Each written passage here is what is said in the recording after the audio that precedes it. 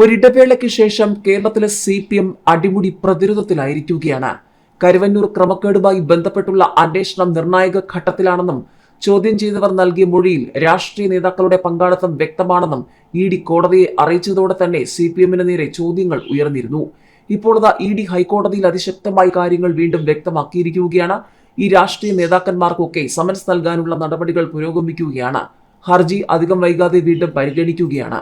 ഇതിനിടയിലാണ് 100 കോടിയുമായി ബന്ധപ്പെട്ടുള്ള ചർച്ചകൾ, ഡൽഹി മുഖ്യമന്ത്രിയും മുൻ മുഖ്യമന്ത്രിയുടെ മകളുമായി ബന്ധപ്പെട്ടുള്ള ചർച്ചകൾ കൂടി സജീവമായി രാജ്യം നടത്തിക്കൊണ്ടിരിക്കുന്നത്.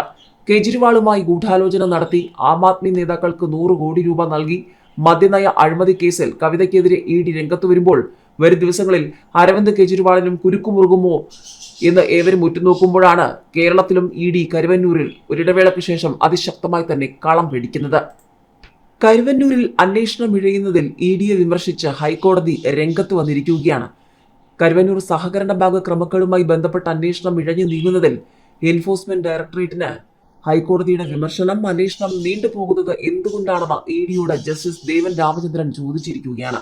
അന്വേഷണം അനന്തമായി നീട്ടിക്കൊണ്ടുപോകാനാകില്ല. അത് നിക്ഷേപകരെ അടക്കം ദോഷകരമായി ബാധിക്കും. സമയക്രമം പാലിച്ച് മുന്നോട്ട് പോവുകയാണ് വേണ്ടത്. എത്രയും വേഗം പൂർത്തിയാക്കണമെന്നും കോടതി അഭിപ്രായപ്പെട്ടു. കരുവന്നൂർ ബാങ്കിലെ ക്രമക്കേടുമായി ബന്ധപ്പെട്ട അക്കൗണ്ട് മരവിപ്പിച്ചതിനെതിരെ പ്രതിയായ അലി സാബറി നൽകിയ ഹർജിയാണ് കോടതി പരിഗണിച്ചത്. അലി സാബറിയുടെ കേസുമായി ബന്ധപ്പെട്ട ED വിചാരണ കോടതിയിൽ സമർപ്പിച്ച കുറ്റപത്രം ഹാജരാക്കാനും നിർദ്ദേശിച്ചു. അന്വേഷണം നിർണായക ഘട്ടത്തിലാണെന്നും ചോദ്യം ചെയ്തവർ നൽകിയ മൊഴിയിൽ രാഷ്ട്രീയ നേതാക്കളുടെ പങ്കാളിത്തം വ്യക്തമാണെന്നും ED നേരത്തെ കോടതി അറിയിച്ചിരുന്നു. ഇവർക്കൊക്കെ സമൻസ് നൽകാനുള്ള നടപടികൾ പുരോഗമിക്കുകയാണെന്നും അറിയിച്ചിരുന്നു. ഹർജി പിന്നീട് വീണ്ടും പരിഗണിക്കും.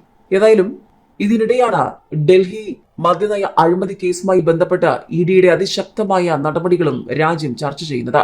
മുൻ മുഖ്യമന്ത്രി ചന്ദ്രശേഖർ റാവുവിന്റെ മകൾക്കും ഡൽഹി മുഖ്യമന്ത്രി അരവിന്ദ് കെജ്രിവാളിനും ഇപ്പോൾ ഉയർന്നു വന്നിരിക്കുന്ന കുരുക്കുകൾ, അതേ കുരുക്കുകൾക്ക് സമാനമായി കേരളത്തിലെ കരുവന്നൂരുമായി ബന്ധപ്പെട്ട രാഷ്ട്രീയ നേതാക്കന്മാർക്കും ED കുരുക്കൊരുക്കുമോ എന്നുള്ളതാണ് ഏവരും ഉറ്റുനോക്കുന്നത്.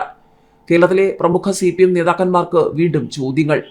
ഭാരത് രാഷ്ട്ര സമിതി നേതാവും തെലങ്കാന മുൻ മുഖ്യമന്ത്രി K ചന്ദ്രശേഖർ റാവുവിന്റെ മകളുമായ K കവിത ഡൽഹി മുഖ്യമന്ത്രി അരവിന്ദ് കെജ്രിവാളുമായി ഗൂഢാലോചന നടത്തിയതായുള്ള EDയുടെ കണ്ടെത്തൽ വലിയ ചർച്ചയായിരിക്കുന്ന സമയത്ത് തന്നെയാണ് വീണ്ടും എല്ലാ കണ്ണുകളും കരുവന്നൂരിലും എത്തി നിൽക്കുന്നത്.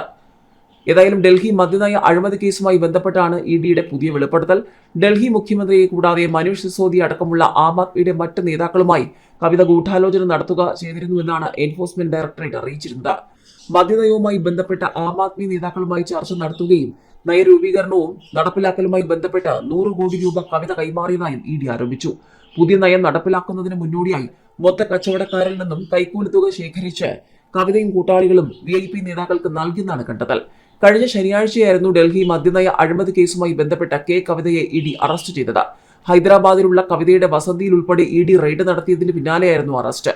പിറ്റേന്ന് തന്നെ പ്രത്യേക PMLA കോടതിയിൽ ഹാജരാക്കിയിരുന്നു. തുടർന്ന് മാർച്ച് 23 വരെ കവിതയെ ED കസ്റ്റഡിയിൽ വിട്ടു. തെലങ്കാന ലെജിസ്ലേറ്റീവ് കൗൺസിൽ MLA ആണ് K കവിത. ഡൽഹി മദ്യനയ അഴിമതിയുമായി ബന്ധപ്പെട്ട് ഹൈദരാബാദ്, ചെന്നൈ, മുംബൈ അടക്കമുള്ള 245 ഇടങ്ങളിൽ ED ഇതിനോടകം റെയ്ഡ് നടത്തി കഴിഞ്ഞു. AAP നേതാവ് മനീഷ് സിസോദിയ, സഞ്ജയ് സിംഗ്, വിജയ് നായർ എന്നിവരടക്കം 15 പേർ കേസുമായി ബന്ധപ്പെട്ട് അറസ്റ്റിലായി. കൂടാതെ 129 കോടിയോളം രൂപയുടെ സ്വത്തുക്കളും ED കണ്ടുകെട്ടിയിട്ടുണ്ട്.